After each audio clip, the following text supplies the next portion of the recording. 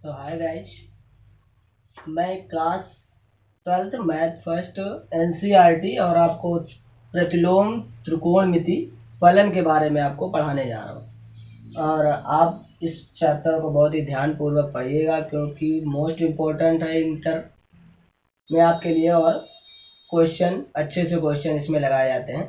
तो hi guys, आप देखिएगा। हम आपको शुरू करते हैं, आपको पढ़ाते हैं प्रतिलोम। तो प्रतिलोम का मतलब समझिएगा। तो प्रतिलोम का मतलब होता है उल्टा होना, इनवर्स। ये आप समझिएगा। तो इनवर्स मतलब जैसे हमारा यक्स लिखा हुआ है और हम यक्स का पूछ दे भाई प्रतिलोम बताओ, तो हमारा यक्स का प्रतिलोम होता है 1/x। अब ये कैसे हुआ? तो यक्स लिखा, इसके अपान में 1 कर लो, और अगर इसको हम उल्टा कर देंगे तो ये हमारा बन जाएगा 1/x। तो इस तरीके से आप तो बता सकते हैं, अगर 3 लिखा हुआ है तो 3 का क्या हो जाएगा 1/3। अगर 1/6 लिखा है तो क्या होगा? तो इसका उल्टा हो जाएगा। तो इसको हम क्या लिख सकते हैं 6/1। लेकिन अगर 1 से इसको डिवाइड कर दोगे तो हम क्या लिख सकते हैं, ये लिख सकते हैं। खैर ये छोटी सी बात है, आप लोग इतना तो समझदार है, बता सकते हैं। आगे देखते हैं। अब हम देखते हैं कि हम अब आपको बता रहे हैं कि हमें अंश से रेडियन में बदलने के लिए क्या करना पड़ता है। अच्छे से ध्यान दें। तो आपको बता दें, जैसे मेरे पास में लिखा हुआ है, तो आपको अंश से रेडियन में बदलने के लिए, आप अंश से रेडियन में बदलेंगे तो आपको π/180 से गुणा करना पड़ेगा। क्या करना पड़ेगा? आपको गुणा करना पड़ेगा। ये जैसे हमें फर्स्ट नंबर पर अगर हम देख लें तो हमें अगर दे दिया जाता है 30 अंश मेरा देता है, तो हम क्या करेंगे, हमें करना पड़ेगा कि हम 30 के साथ में किसका गुणा करा देंगे, π/180, मतलब π/180 का। तो 0 से 0 कैंसिल, 3 1 जा 3 और 3 6 जा कितना होता है 18, मतलब 3 1 3 और 3 18। तो ये ऊपर पाई आ गया और नीचे कितना आ गया 6। तो हम गाइस इसको क्या लिख सकते हैं, π/6 लिख सकते हैं। जहां आपको न समझ में आए तो आप कमेंट बॉक्स में डाल दें और आगे से पूछ लें। ऐसे इसी तरीके से हम देखते हैं 45 का मतलब 45 अंश का। तो क्या करेंगे, 45 गुणते π/180। अब 45 से अब हमें आता है तो हम काट दें कैलकुलेशन में, 45 से कम 45 और 45 चौके 180। तो ऊपर कितना आ गया पाई और नीचे कितना आ गया 4। इसी तरीके से हम आते हैं 60 पे। तो क्या करना पड़ेगा, इसमें करना पड़ेगा कि 60 गुणते 100, ये π/180। 1 0 से 1 0 कैंसिल, 6 कम 6 और 6 3 18, मतलब हम लिख सकते हैं π/3। उसके बाद आते हैं 90 पे। तो 90 के बाद अब हमें क्या करना है, हमने लिखा 90 गुणते π/180 और हमने इसे काटा तो 90 दूना होता है 180, मतलब इसको हम क्या लिख सकते हैं π/2। तो अब आपको कुछ समझ में आया होगा कि मतलब हमारा लिखा हुआ है पाई, यहाँ पे पाई पे अगर जो चेंज करना चाहेंगे तो 30 अंश को लिख सकते हैं π/6, 45 को लिख सकते हैं π/4, यहाँ पे 60 को लिख सकते हैं π/3, यहाँ पे 90 को लिख सकते हैं π/2। जिस तरीके से हमने आपको ये लिख रखा हुआ है यहाँ से, ये आप इतनी बात को तो समझ चुके हो। अब इतनी चीज को आप पढ़ते रहिएगा, वीडियो देखिएगा। देखने के बाद जैसे ही आपको कॉन्सेप्ट क्लियर हो जाए तो आप स्क्रीनशॉट ले सकते हैं और अपने पेन कॉपी लेकर बैठिएगा और उससे आप सवाल करते जाइएगा। तो ये इतना टॉपिक क्लियर हुआ। आगे देखते हैं। तो आपने अभी अंश से रेडियन में चेंज करने के लिए हमने आपको सिखाया। अब हम क्या करते हैं, अब हम कहते हैं कि रेडियन से किस में चेंज करना है हमको, तो अंश में चेंज करना है। ये देखते हैं।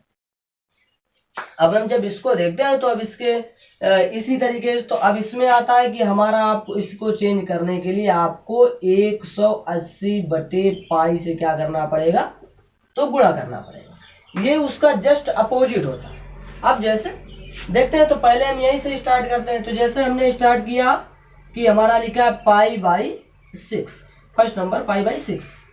तो अब पाई बाई 6 को क्या करेंगे, लिखा हमने पाई बाई 6, तो पाई बाई 6 के साथ में हम किसका गुणा कराएंगे, 180 बटे पाई का।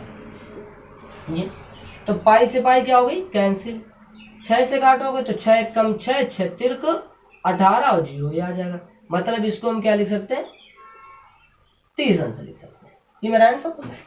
इसी तरीके से अगर हम आ जाए कि भाई पाई बाई 2 पे आ गए, तो पाई बाई 2 के लिए हम क्या करेंगे, लिखेंगे पाई बाई 2 अब और इंटू लगाएंगे। इसके बाद लिखेंगे 180 बटे पाई।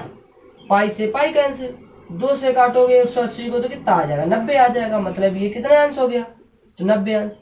आपको समझ में आ रही होगी बात को। अगर इसी जगह इनको सबको छोड़ के हमारा लिखा हुआ है 3 पाई बाई, और मान लिया हमारा यहाँ पे कुछ लिखा हुआ है 4 लिखा हुआ है इस तरीके से, तो हम आगे इसको वैसे चेंज करेंगे, तो इसको वैसे ही चेंज करना है। इस तरीके से हमने लिखा और लिखने के बाद में 180 बटे पाई से क्या करा दिया, गुणा करा दिया। गुणा कराया तो पाई से तो क्या हो गया, पाई कैंसिल हो गया। अब 4 से हम इसको कैंसिल करते हैं, 4 एकम 4, 4 से करोगे तो 4 चौको कितना आ गया 16, यहाँ पर बचा 2 तो हो गया 20। तो करते क्या, 4 पंचे 20, मतलब कितने टाइम गया 45। अब 45 का गुणा करा दो इसमें, तब 45 दूना कितना होता है 90, 45 दूना 90, और 45 तिया होता है 135। तो हम इसको कितने अंश लिख सकते हैं, 135 अंश। तो आप इस तरीके से आप किसी को भी बदल करके आप कर सकते हैं। इतनी सी बात तो आपको खैर समझ में आई होगी। अब नेक्स्ट क्वेश्चन आगे देखते हैं, और हम अपनी एक्सरसाइज के पहले हम कुछ इंपॉर्टेंट से फार्मूले हैं हम उनको देख लेते हैं। देखने के बाद में हम आपको चेंज करना सिखाते हैं यहाँ पे। तो अब हमारी एक्सरसाइज में सबसे पहले आपको मुख्य मान आपसे पूछे जाएंगे कि हमको एक्सरसाइज में पूछा गया है सबसे पहले कि आप मुख्य मान बताइएगा। लिखा हुआ मुख्य मानों को हल कीजिएगा। तो थोड़े से आप फार्मूला लिखने हैं ना, तो आप फार्मूला लिख लीजिएगा। तो फार्मूला जो हमें लिखने हैं वो क्या करना है, यहाँ पे मुख्य मान के लिए फार्मूला लिखना है, मुख्य मान के लिए। तो बहुत ध्यान से सुनते हैं, मुख्य मान के लिए। तो मुख्य मान के लिए जो हमारा आता है उसके लिए पहले मेरा लिखा हुआ है साइन इनवर्स और अंदर लिखा हुआ है माइनस एक्स। फिर उसके बाद एक हमारा अगला आता है टेन इनवर्स और अंदर लिखा हुआ है माइनस एक्स। ये हो गए 2। और उसके बाद तीसरा आपका लिखा हुआ है कॉसेक इनवर्स वो भी का माइनस का यक्स लिखा हुआ है। अब आगे ये तो हमारे हो गए। इसके बाद तो अब हम बात करते हैं किसकी, ये। अब इसके बाद एक नंबर आ गया मेरा काय का, आ गया कॉस इनवर्स वो भी अंदर का आएगा माइनस यक्स का। फिर आ गया कॉट इनवर्स माइनस यक्स। फिर हमारा यहाँ पे आ जाता है सेक इनवर्स और अंदर आ जाता है माइनस का यक्स। ये हमारे त्रिकोणमिति के ये 6 जो मेरे साइन होते हैं ये मैंने लिख लिए यहाँ पे। अब लिखने के बाद में बात करते हैं कि वैसे तो अगर देखा जाए तो साइन पहले आता है, फिर उसके बाद में कास आता है, लेकिन थोड़ा सा फार्मूला यहाँ से इतने से यहाँ से चेंज होता है यहाँ से, तो वो बात हम आपको बताते हैं। तो आपको करना क्या, अगर आप लिखा हुआ है साइन इनवर्स और अंदर ही आपका लिखा हुआ है माइनस का, तो ये आगे जब चेंज होकर जाएगा तो ये जो माइनस यहाँ पर लगा हुआ है ये माइनस बाहर आ जाएगा, तो ये माइनस यहाँ पे आ गया। तो हम इसको क्या लिख सकते हैं, माइनस साइन इनवर्स यक्स लिख सकते हैं। इसी तरह से अगर टेन की बात आती है तो टेन में भी वही कंडीशन होती है। तो टेन में माइनस बाहर आ जाता है तो इसको लिख सकते हैं टेन इनवर्स यक्स। इसी तरीके से कौशिक में आते हैं, तो जब हम कौशिक में आएंगे तो इसको लिख सकते हैं कौशिक इनवर्स यक्स, इस तरीके से। पर ये 3 के बाद जो 3 कंडीशनें जो मेरी बची हुई हैं इसमें अगर करते हैं तो अगर ये माइनस का कास अंदर यहाँ पे ये थीटा ये यक्स है जो यहाँ पे थीटा को डिनोट करता है, इस वजह से यहाँ पे अगर आता है तो इसको चेंज करने पर हमें करना पड़ेगा पाई और आगे लिखना पड़ेगा कास इनवर्स यक्स। इसी में भी इसी तरीके से तो आ जाएगा पाई और आगे आ जाएगा लिखा हुआ कॉट, तो आ जाएगा कॉट इनवर्स यक्स।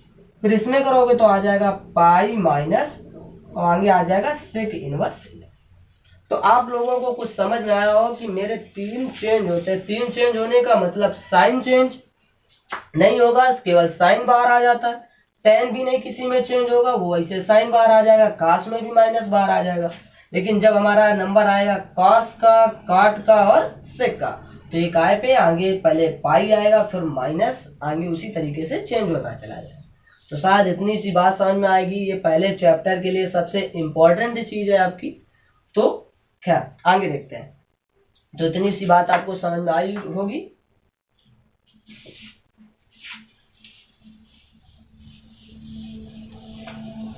तो अब हम बात करते हैं मुख्य मान की। अब हम बात करते हैं मुख्य मान की। तो मुख्य मान में बात करने का मतलब, मुख्य मान में बात करने का मतलब हमारी एक्सरसाइज आती है 2.1। तो हमारी प्रश्नावली 2.1 की बात करते हैं। तो आपको बता दें, इसका पहला सवाल लिखा हुआ है, लिखा है कि फर्स्ट नंबर लिखा साइन इनवर्स और लिखा हुआ है माइनस में 1/। इतनी सी तो बात आपको समझ में आ रही हो। फिर से बात करते हैं कि यहाँ पर अभी हमने एक फार्मूला लिखा था। मेरा फार्मूला क्या लिखा हुआ था? फार्मूला में लिखा हुआ था लिखा था अगर साइन इनवर्स और अंदर माइनस यक्स आ जाए तो हमें क्या करना पड़ता है? माइनस बाहर ले आते हैं और क्या लिख देते हैं? Sine inverse x. तो अगर हम ये देखें तो जहां पर ये मेरा यक्स लिखा हुआ है वहां पर मेरा लिखा हुआ है 1/। तो इस फार्मूले के अकॉर्डिंग हम जब निकालेंगे तो यक्स से यहाँ पर जो माइनस लगा हुआ है वो कहाँ आ जाएगा? मेरा आगे आ जाएगा। तो हम इसको लिख सकते हैं माइनस, आगे लिख सकते हैं साइन इनवर्स और 1/। इतनी सी बात। अब आपने हाई स्कूल फर्स्ट ईयर में पढ़ रखा हुआ है कि ये लिखा हुआ है साइन, और हमको ये साइन में हमको देखना है कि ये जो हमारी 1/2 वैल्यू लिखी है ये वैल्यू किसकी होती है। तो हम आपको दिखाते हैं यहाँ पे कि ये वैल्यू किसकी होती है। तो ये वैल्यू मेरी होती है साइन काय की? साइन 30 की। किसकी होती है? साइन 30 की। साइन 30 की वैल्यू क्या होती है? 1/2। और हमने अभी यहाँ पे लिखा हुआ था कि 30 अंश को अगर हम पाई में चेंज करके लिखेंगे तो क्या लिख सकते हैं? पाई/6। तो इस जगह पर ये जो वैल्यू लिखी है 1/2 ये किसकी हो जाएगी? साइन इनवर्स, और ये वैल्यू हो जाएगी हमारी साइन पाई/6। क्योंकि ये 1/2 साइन में वैल्यू, साइन अगर देखा जाए पाई/6 मतलब ये लिखा हुआ है साइन 30, और साइन 30 की वैल्यू कितनी होती है? 1/2। तो इस वजह से हम इसकी जगह क्या लिख सकते हैं? 1/2। अब एक चीज आपको पता होना चाहिए, जहां पर लिखा हुआ हो साइन इनवर्स और साइन अगर दोनों चीजें साथ में लिखी हो तो ये आपस में क्या हो जाती है? कैंसिल हो जाती हैं। तो हमारा बचा क्या? ये माइनस बचा, और ये क्या बचा? पाई/6। तो ये हमारा क्या हो गया? मुख्य मान, मतलब साइन इनवर्स माइनस 1/2 का मुख्य मान जो है वो मेरा क्या हो जाएगा? -पाई/6। शायद इतनी बात तो गाइस समझ में आई होगी। चलते हैं नेक्स्ट क्वेश्चन पे। तो आपका नेक्स्ट क्वेश्चन लिखा हुआ है 2 नंबर, लिखा हुआ है कॉस इनवर्स और रूट पर लिखा हुआ है 3/2। तो फिर से उसी तरीके से हम देखते हैं कि हमारा रूट 3/2। तो हमने आपको बताया था कि ये फार्मूला जो मेरा लिखा हुआ था उस फार्मूले पे लिखा था कि अगर हमारा कास इनवर्स आता है और कास इनवर्स के साथ में अगर यक्स लिखा हो, क्या लिखा हो? यक्स लिखा हो अगर वो, तो यहाँ पे यक्स लिखा हुआ है, यहाँ पे माइनस की वाली बात है नहीं, तो इस पर फार्मूला इसको नहीं लगा सकते, यहाँ पे ना लगाइए, सीधे डायरेक्ट कर सकते हैं। क्या कर सकते हैं? ये लिखा हमने कास इनवर्स, हमारा जब ये कास में तो हमें वैल्यू देखनी है कास में ही कि ये 3/2 वैल्यू किसकी होती है। तो हम देखते हैं कास में कि 3/2 वैल्यू किसकी होती है? कास 30 की। और कास 30 मतलब 30 को हम लिख सकते हैं पाई/6। 6, यानी कि हम कह सकते हैं कि ये वैल्यू किसकी लिखी है, π/6 की। तो इसमें भी फिर उसी तरीके से काश से ये काश क्या हो जाएगा, कैंसिल, कैंसिल मतलब हमारा क्या आ जाएगा, π/6। तो इसका भी आंसर गाइस कितना हो जाएगा, π/6। तो शायद इतनी सी बात आपको समझ में आए। चलते हैं नेक्स्ट क्वेश्चन पे, थर्ड नंबर आते हैं। लिखा हुआ है कॉसेक, लिखा हुआ है कॉसेक इनवर्स और लिखा हुआ है 2। तो गाइज फिर से बात करते हैं। तो इसमें देखते हैं अंदर मेरा माइनस नहीं लगा हुआ है, मतलब वो जो फार्मूले हमने लिखा है उनको हम फॉलो नहीं कर सकते हैं, नहीं कर सकते हैं। तो हमने लिखा कॉसेक और इनवर्स। अब बात आती है 2 की, तो अब हमको किसमें वैल्यू देखनी है, कॉसेक में। हमें कॉसेक में देखनी है कि 2 वैल्यू किसकी होती। तो भाई हम कॉसेक में आए, तो कॉसेक में हमने देखा कि वैल्यू 2 आई, और 2 किसकी वैल्यू है, तो ऊपर पहुंचे तो 30 की। अब 30 पहुंचे तो 30 में हमने देखा 30 को क्या लिख सकते हैं, π/6 लिख सकते हैं। मतलब यहाँ से हमें पता चला कि हमारी जो कॉसेक है इसको हम क्या लिख सकते हैं, π/6। मतलब कॉसेक π/6 की वैल्यू कितनी होती है, 2 होती है। तो कॉसेक से कॉसेक खत्म, मतलब हम क्या लिख सकते हैं, इसको π/6 लिख सकते हैं। ये मेरा क्या हो जाएगा, आंसर हो जाएगा। अब नेक्स्ट क्वेश्चन पे चलते हैं, नेक्स्ट क्वेश्चन पे चलते हैं। इसको आप लोग पेन कॉपी लेकर बैठिएगा और इसको करते जाइए, या आप स्क्रीनशॉट भी ले सकते हैं और आप बाद में इन चीजों को क्लियर करते हुए डेली पढ़िएगा।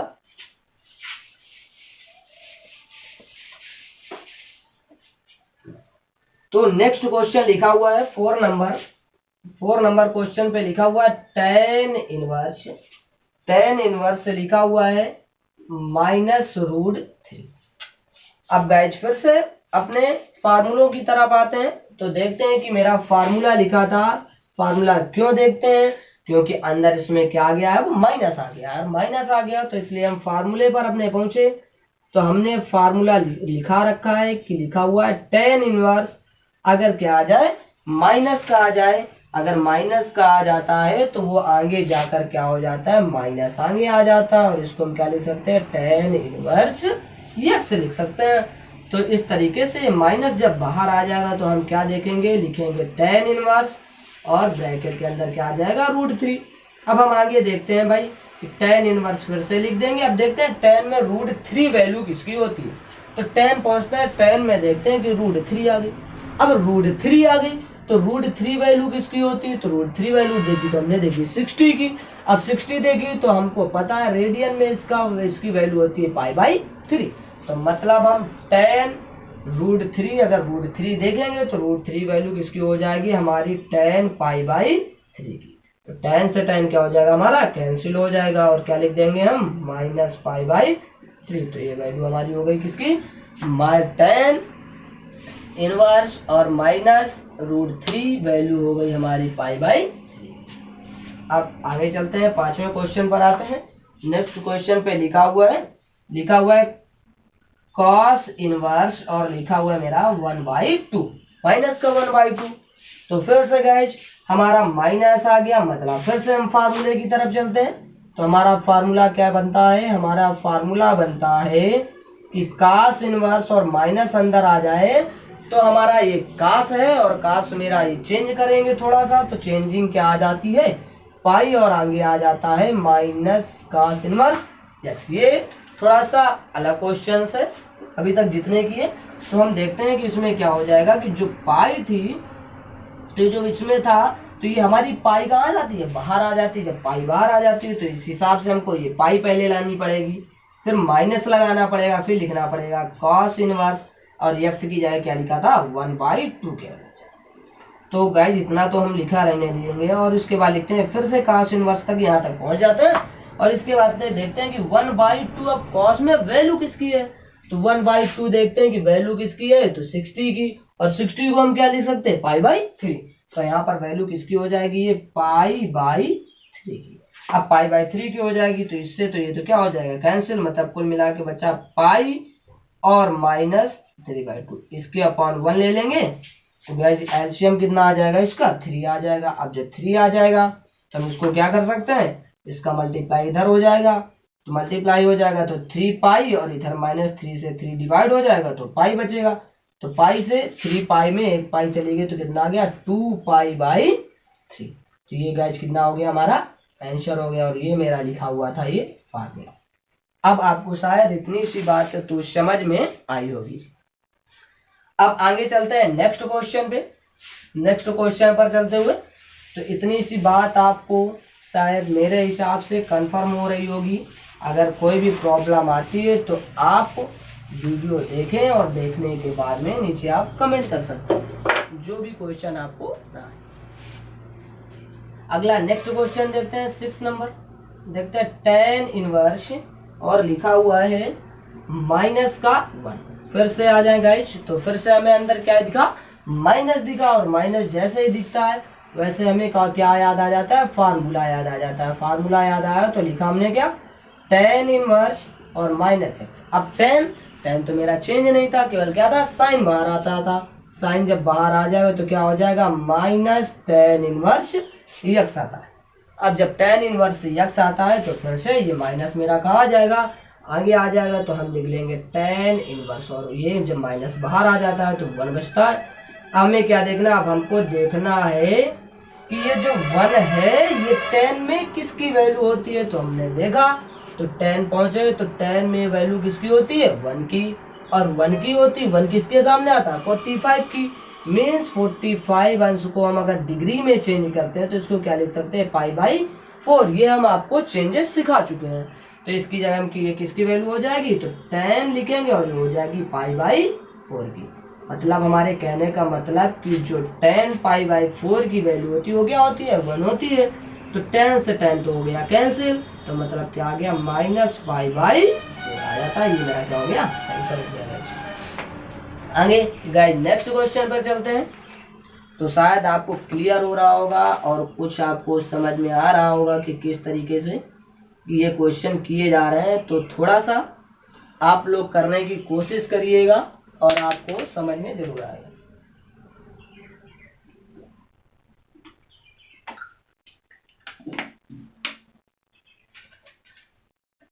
तो नेक्स्ट क्वेश्चन देखते हैं गाइस। नेक्स्ट क्वेश्चन आपका 7वां नंबर क्वेश्चन लिखा हुआ है, आपका 7वां लिखा हुआ है सेक इनवर्स, लिखा हुआ है 2/√3। तो यहाँ पर हमने लिखा यहाँ पे कि हमारा सेक आ गया, और अंदर देखते हैं तो यहाँ पर माइनस लगा नहीं है। जब माइनस लगा नहीं है तो फार्मूले की तरफ हमें जाना ही नहीं है। अब जाना नहीं तो हमें देखना है कि सेक लिखा है, सेक में हमारी 2/3 जो है, 2/√3 जो है वो वैल्यू किसकी होती है। तो हमने यहाँ से आगे देखा तो भाई सेक की बात थी, तो सेक आके हमने देखा तो ये किसकी थी, 30 की वैल्यू, और 30 को हम ये लिख सकते हैं पाई बाई 6, यानी कि ये किसकी वैल्यू होती है, सेक पाई बाई 6 की होती है। भाई जब सेक पाई बाई 6 की वैल्यू होती है तो सेक से कैंसिल होता है, तो हमारी वैल्यू क्या आ जाती है, पाई बाई 6। ये मेरा क्या हो गया, आंसर। नेक्स्ट क्वेश्चन देखते हैं। लिखा हुआ है cot इनवर्स √3, लिखा हुआ है cot इनवर्स √3 लिखा हुआ है। अब फिर से अंदर देखते हो तो इस पर भी माइनस नहीं है। जब माइनस नहीं है तो फार्मूले की तरफ जाना ही नहीं है, सीधे हमने इसको लिखा cot और लिखा इनवर्स। आगे अब देखते हैं √3 जो है वो cot में किसकी वैल्यू होती है। तो cot में देखते हैं तो √3 जो वैल्यू होती है किसकी होती है, 30 की होती है। अब जब 30 की होती है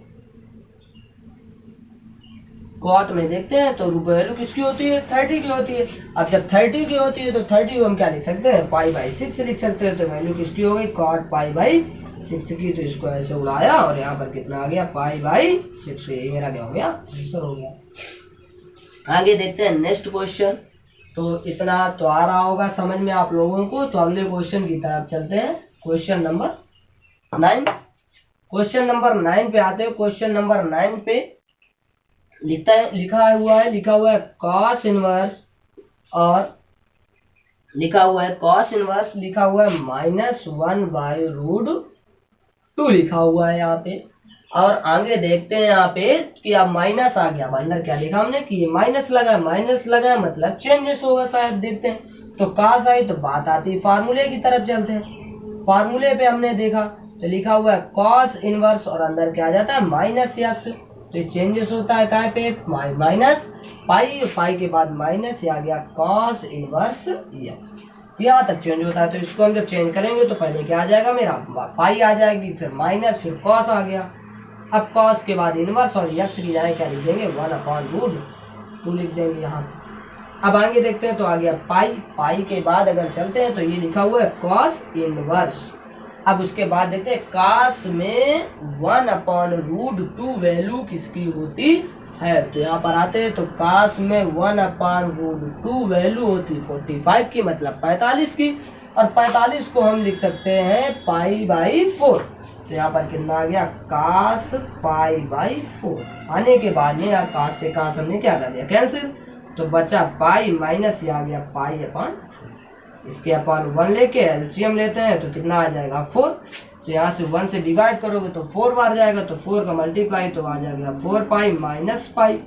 4π में एक पाई अगर कैंसिल कर देंगे तो कितनी आ जाएगी, 3π और 4। यही हमारा क्या हो गया, आंसर हो गया गाइस।